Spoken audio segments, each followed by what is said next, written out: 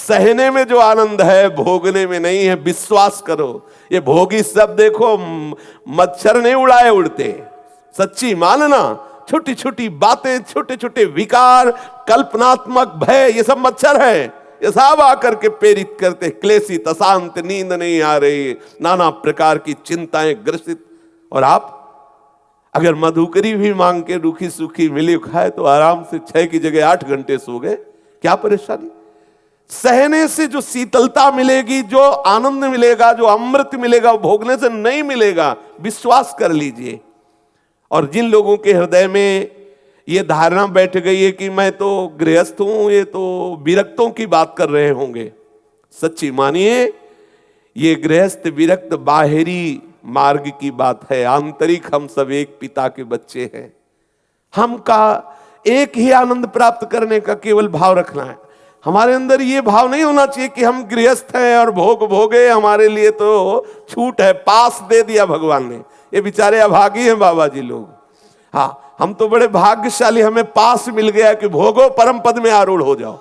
जैसे भ्रम बैठ गया हो तो स्वयं श्री भगवान के मुख के वचन है, स्वयं भगवान श्री कृष्णचंद्र जी कह रहे हैं, कुटुंबे सुन सज्जेत न प्रमादेत कुटुंब्यपि विपश्चिन्न स्वरम पश्येत दृष्टुमपि दृष्टवत।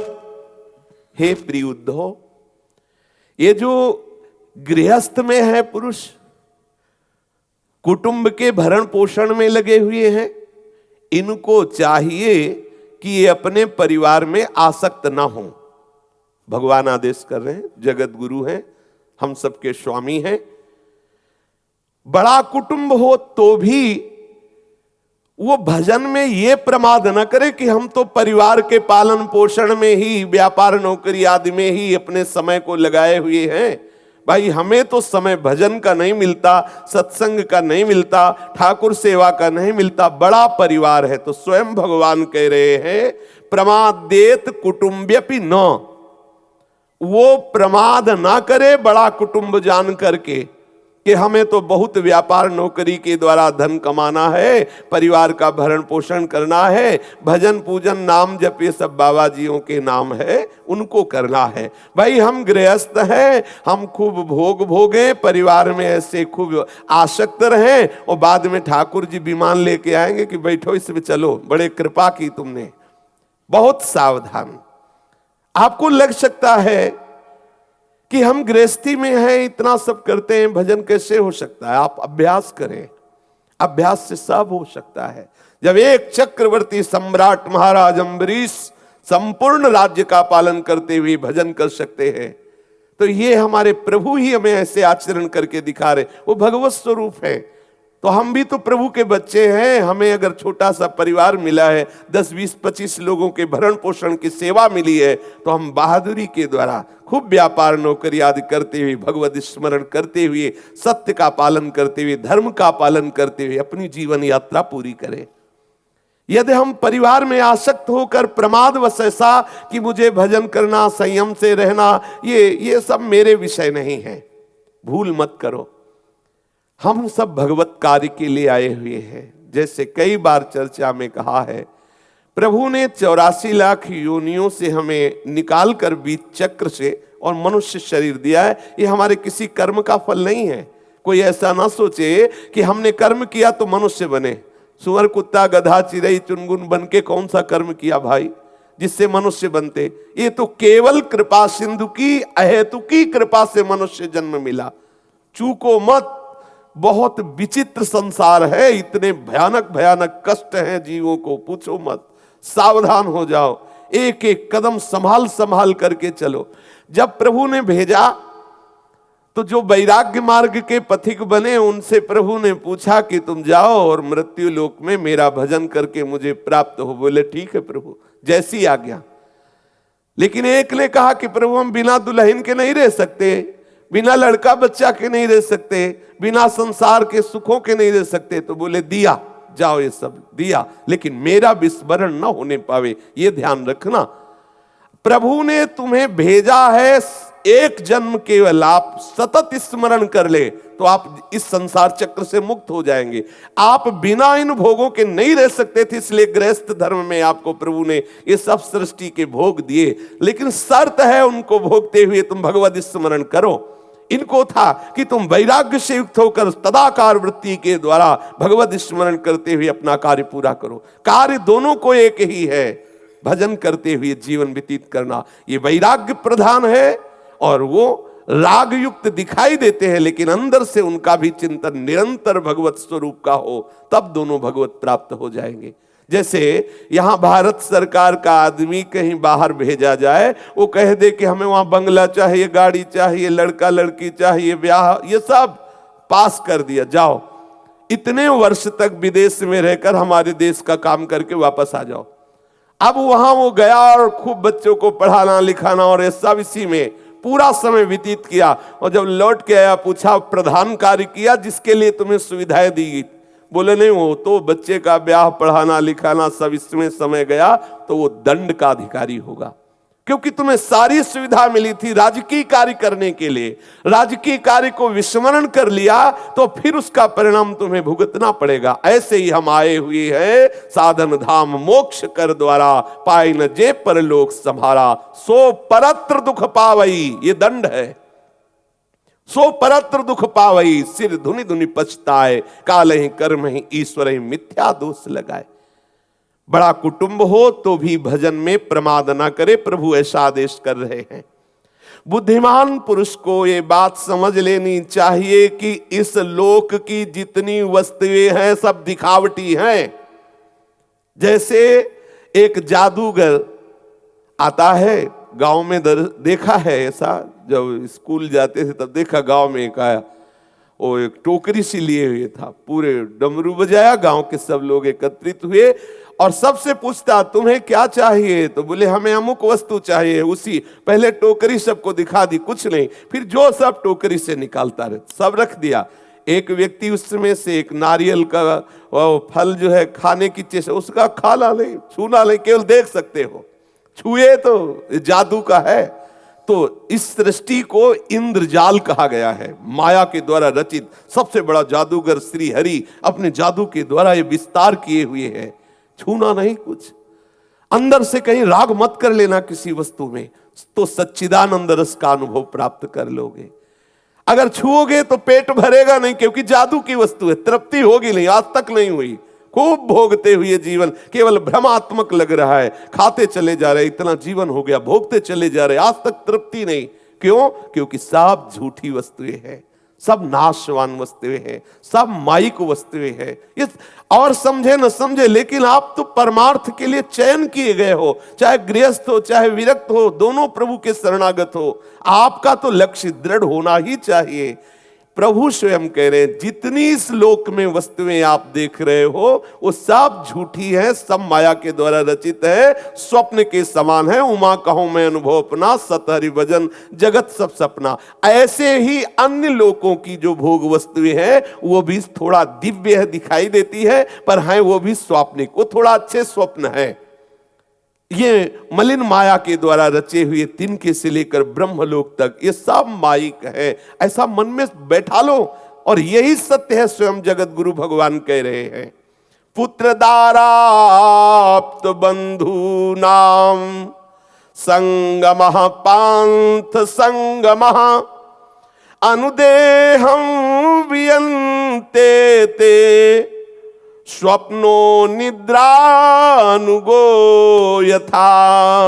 पुत्र दाराप्त बंधूनां संगमः पांथ संगमः अनुदेहं वियन्त्येते स्वप्नो निद्रानुगो यथा। भगवान श्री कृष्ण चंद्र जी कह रहे हे उद्धव, ये जो पत्नी पुत्र भाई बंधु और अपने बुजुर्गजन ये जितने भी हैं, इनका जो मिलना है ये सब ठीक ऐसे है जैसे कोई बटोही रास्ता में चलता है और प्यास लगी तो जब पौशाला में जाता है तो बहुत लोग मिल जाते हैं, पानी पिया चल दिए, जैसे ही स्टेशन में गए तो देखा बहुत से यात्री हैं, वो विलंब से आनी है गाड़ी तो बैठकर बातचीत करते हैं, चाय पीते हैं, हंसते। जब गाड़ी आ गई तो अपनी अपनी टिकट के अनुसार हम चल देते हैं। ठीक जैसे पौशाले का मिलन, जैसे स्टेशन का मिलन, जैसे मेला में मिलन, बिल्कुल ठीक ऐसे ही परिवारजनों का मिलन है। स्वयं प्रभु कह रहे हैं इस बात पर विश्वास करो, मनन करो। ये हमारा जो शरीर संबंध का जाल फैला हुआ है, सुत बनिता आदि जान स्वार्थ रत ना करुणे सभी से, तात मात सुत दार देह में मति अरुझय मति मंदा, हित किशोर को है चकोर तू लखी वृंदावन चंदा। जैसे स्वप्नों नींद टूटने तक ही रहता है, वैसे ही ये जितनी मिलन जुलन वाली संबंधी हैं, वृत्तियां हैं, ये बस जब तक श्वास चल रही तब तक, इसके बाद श्वास छूटी कोई तुम्हारा नहीं। जैसे स्वप्न है, नींद में हो तो सब व्यापार दिखाई दे रहा, जगे तो केवल आप थे। ऐसे ही जब यहां से जाओगे तो हंसा अकेला उड़ा, जिंदगी में लाखों का मेला जुड़ा, हंसा जब जब उड़ा तो अकेला उड़ा। ये बैठा लो हृदय में। आप अभी अगर शरीर छोड़ने का समय आए तो सिर्फ आप अकेले होंगे। आपने जो जो कर्म किए हैं, जो जो आपने राग द्वेषात्मक संस्कार बैठा ले, उन्हीं के अनुसार आपकी गति होगी। बड़ा दुर्लभ मनुष्य शरीर दिया और आपने भगवत प्राप्ति का उपाय नहीं किया तो बहुत बड़ी हानि की बात हो गई। इत्थम परिमृशन मुक्तो गृहे स्वतिथिवद वसन, न गृहेरनुबध्येत निर्ममो निरहंकृता। इसलिए गृहस्थ को चाहिए कि इस विचार से अपनी बुद्धि को युक्त रखे कि जितना हमारा परिवार है ये पौशाला में मिले हुए व्यक्तियों की तरह है। जब मुझे जाना होगा तो सिर्फ अकेले अपने कर्मों का बोझा लेकर जाना होगा। प्रभु कह रहे हैं गृहस्थ को चाहिए इस प्रकार विचार युक्त रहे और गृहस्थी के काम धंधों में फंस करके भगवत भजन का विस्मरण न कर दे। ऐसे हैं गृहस्थी के ऐसे जंजाल है, भजन की तो बात जाने दो, चैन नहीं है, विश्राम नहीं है, कितनी कामनाओं की भीड़ लगी हुई है। गृह कारज नाना जंजाला, ते अति दुर्गम शैल विशाला, यही सरावत अति कठिनाई, राम कृपा बिनु आए न जाई। पूज्य श्री गोस्वामी तुलसीदास जी कहते हैं बड़े बड़े पहाड़ हैं ये गृहस्थी की कामनाएं, जिनको लांघ कर सत्संग तक आना, भजन करना, ये तो बहुत कठिन है। भगवत कृपा से ही कोई ऐसा जो गृहस्थी में है, सत्संग करता है, शास्त्र स्वाध्याय करता है, ठाकुर सेवा करता है, शरणागत होकर भजन करता है, वो तो कोई बिरले ही कृपा पात्र जन है। जो परिवार में आसक्त हो जाता है, घर में आसक्त हो जाता है और मान लेता है यही सत्य है, परिणाम में उसकी दुर्गति हो जाती है। क्योंकि आप आए थे जीवन मुक्त होने के लिए, सिर्फ अवसर मिला है आपको जीवन मुक्त होने का। ये मनुष्य शरीर बहुत ही भयावह संसार है। छोटे छोटे जीवों के साथ कैसा अत्याचार हो रहा है। लोग अपनी रसेंद्री को तृप्ति करने के लिए कैसे कैसे, पूछो, बहुत संसार विचित्र है, बहुत विचित्र है। बचो, तुम्हें जो मनुष्य शरीर मिला इससे मुक्त होने के लिए मिला है। कहीं हम चूक ना कर बैठे, परिवार में आसक्त होकर, घर में आसक्त होकर, अपने को ये मानकर हम तो गृहस्थ हैं, हमारा यही धर्म केवल है। तुम न गृहस्थ हो न विरक्त हो, तुम भगवान के अंश हो। अपने आत्मस्वरूप प्रभु को प्राप्त करना तुम्हारा परम कर्तव्य है। सा वही पुंसाम परो धर्मो यतो भक्ति अधोक्षजे। भगवान श्री कृष्ण के चरणों में भक्ति हो जाना यही जीवन का परम लाभ है, यही परम धर्म है। जो इस शरीर में अहंकार कर लेता है, शरीर का अहंकार, मैं स्त्री मैं पुरुष, मैं विद्वान मैं जवान, मैं रूपवान मैं गुणवान, मैं धनवान, इस अहंकार के अंतर्गत ही आता है। और जो घर में आसक्त होकर ममता कर लेता है, ये मेरा मकान, ये मेरी दुकान, ये व्यापार, ऐसा, वो इस फंदे में ऐसा फंस जाता है कि फिर उसे धाम जाना है, सत्संग करना है, नाम जप करना है, भगवत भजन करके जीवन मुक्त होना, ये सब उसके लिए बेकार की बातें लगती है। अरे कौन, ये तो जिन निठल्ले जिनके कोई काम नहीं बाबा जियों को, वो करे, हमारे पास तो बहुत काम है। बेटी, दामाद, लड़का, बहू, परिवार, ये जाल है माया का। अपने वास्तविक कर्तव्य की तरफ दृष्टि यदि नहीं रखी तो ये सब व्यर्थ हो गया। वास्तविक कर्तव्य है भगवत प्राप्ति, ये सच्ची मान लीजिए सबके लिए। कब जगोगे? अगर इस जन्म में नहीं जगे तो कब जगोगे? जब से सृष्टि हुई यही सब करते चले आए। ये बहुत बढ़िया अवसर प्रभु ने दिया। जाग जाग, ये जागने के लिए अवसर दिया है। जाने तब ही जीव जग जागा, जब सब विषय विलास विरागा। जाग जा, जे ही तू जगेगा तेरा स्वप्न टूटेगा तो तुझे दिखाई देगा। जे ही जाने जग जाए हेराई, जागे जथा स्वप्न भ्रम। ये सब भगवती माया के द्वारा रचित नाटक है। भगवान श्री कृष्ण स्वयं कह रहे हैं, कर्मभिर्ग्रह मेधि यैरिष्ट्वा मामेव भक्तिमान् तिष्ठेद वनं वोपविशेत् प्रजावान् वा परिव्रजेत् यत्स्वासक्तो मतिर्गेहे पुत्रवित्तैषणातुरः स्त्रीणः कृपणधीर्मूढो ममाहमिति बध्यते। गृहस्थ को भक्तिमान होना चाहिए।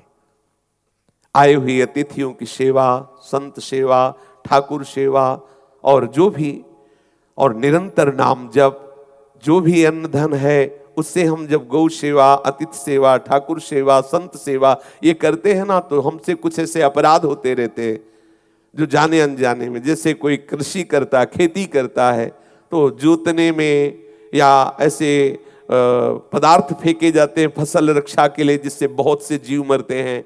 सोहनी लगाने में बहुत से जीव मरते हैं। कई ऐसी प्रक्रियाएं हैं जिसमें बचाना भी चाहे तो नहीं बचा सकते। बहुत से जीवों की हत्या हो जाती है। यदि अतिथि धर्म का, साधु सेवा, ठाकुर सेवा, गौ सेवा, ऐसी सेवाएं होती है, भगवत स्मरण होता है, तो निष्पाप होकर वो भक्तिमान गृहस्थ भगवत प्राप्ति के योग्य हो जाता है। भक्तिमान पुरुष गृहस्थोचित शास्त्रोक्त कर्मों के द्वारा मेरी आराधना करता हुआ अगर घर में ही वास करता है और मेरे भक्ति मार्ग का अनुसरण करता है घर में रहकर, तो भी वो भगवत प्राप्त हो जाता है। समय नहीं है उसको कि वृंदावन अखंड वास करे। कभी कभी समय निकालकर वृंदावन आ गया, सत्संग रोज सुने, शास्त्रों का स्वाध्याय करे। आजकल तो यंत्रों के द्वारा सुविधा है, हम किसी भी संत महापुरुष के वचन श्रवण कर सकते हैं। कुछ समय ऐसा निकाले, एकदम एकाग्रता पूर्वक भगवत चिंतन करना, नाम जप करना, तो गृहस्थी में रहते हुए वो भक्तिमान पुरुष भगवत प्राप्ति कर सकता है।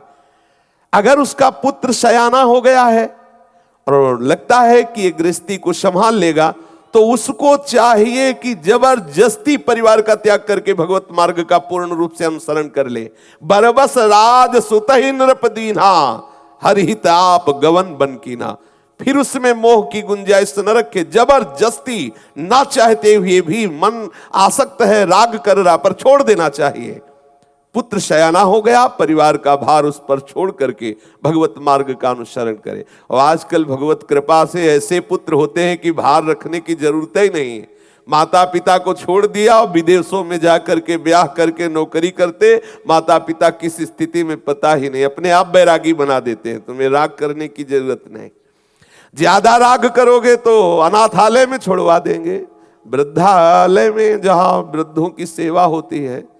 बहुत सावधान। स्वयं भगवान आदेश कर रहे, यदि पुत्रवान हो, पुत्र शयाना हो गया हो, तो घर गृहस्थी का भार सौंप करके मेरी प्राप्ति के लिए पूर्ण तन्मयता पूर्वक भजन करे, संन्यास मार्ग को स्वीकार कर ले। जो लोग मेरी आज्ञा के अनुसार गृहस्थ जीवन ना बिता करके परिवार के जनों में फंस जाते हैं, घर में आसक्ति कर लेते हैं, स्त्री पुत्र और धन की कामना में फंसकर हाय हाय करते हुए वृद्धावस्था आ गई, मूढ़तावश, स्त्री लंपटता, मोहवश, पुत्र प्रियता और कृपणतावश धन की प्रियता, फिर वो इस फेर में पड़कर नरक जाते हैं, फंस जाते हैं। प्रायः ऐसा ही हो रहा है। हम अपने जाल में खुद फंसते चले जा रहे हैं। जब हमें मुक्त होने का प्रभु ने अवसर दिया, मनुष्य शरीर, तो इतना राग फैला लिया, पूछो मत। अनाथा मामृते दीना कथम जीवन्ति दुखिता। हे उद्धव, जो मेरी आज्ञा नहीं पालन करते, प्रभु की क्या आज्ञा है? परिवार में राग न करते हुए, मेरा स्मरण करते हुए कर्तव्य का पालन करो, अतिथि सेवा, ठाकुर सेवा, गौ सेवा, संत सेवा करते हुए भजन परायण रहो। अगर ये आज्ञा पालन नहीं करते तो उनके हृदय में बैठ जाता है क्या? हाय हाय, ये मेरे बच्चे बहू ये सब बिगड़ जाएंगे अगर हम भजन करने लगे। हमको तो रात दिन इन पर डांट लगानी होती है तभी ये अच्छे रहते हैं, और मेरे बिना ये सब कैसे जिएंगे? और वो मना रहे कि मर जाए।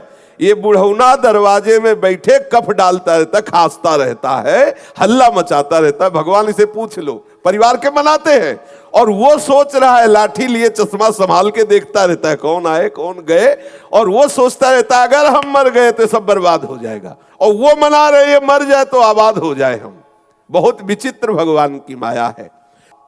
अगर मैं न रहा तो ये मेरे वृद्ध परिवार, ये मेरी पत्नी, ये मेरे बच्चे बहू सब कैसे, मेरे बिना तो इस सृष्टि का काम नहीं चलने वाला। वो ऐसा सोचता है, और है किसी का, स्वयं जाके वो कुछ कर नहीं सकता, लाठी लिए दरवाजे पे बैठा वो गणित लगाता रहता है, अगर मैं ना हूं तो पूरा घर बर्बाद हो जाए, ऐसे सोचता रहता है। ये भगवान कह रहे हैं, कोई व्यक्ति नहीं बोल रहा, स्वयं जगत गुरु सबके अंतःकरण में बैठे हुए जो जान रहे हैं वही बोल रहे हैं।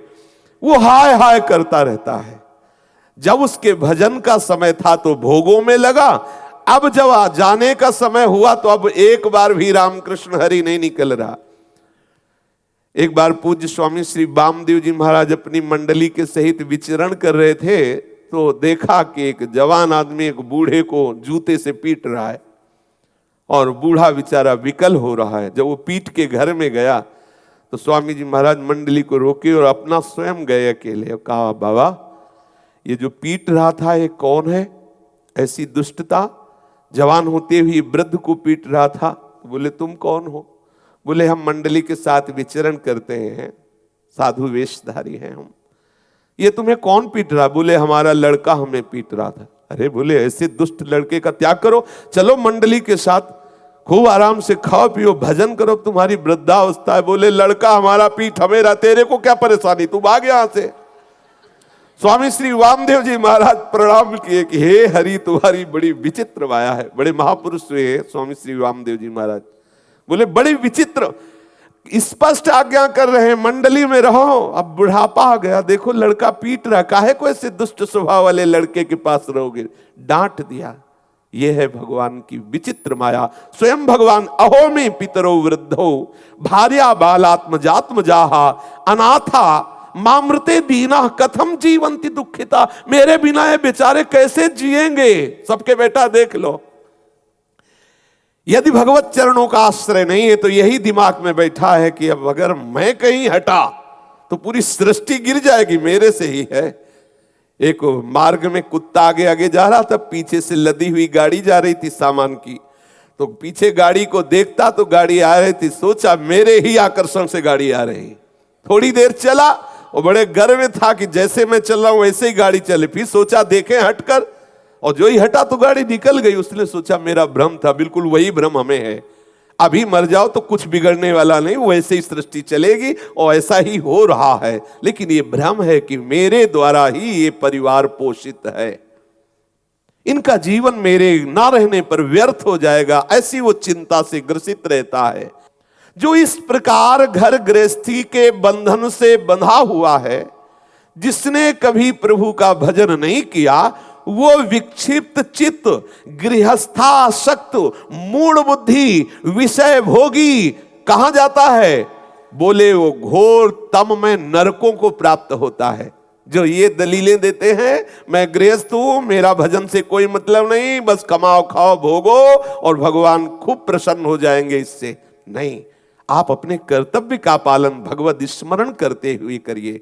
भगवान अर्जुन जी को आदेश करते हैं, मां मनुस्मर युद्ध से, मेरा स्मरण करते रहो।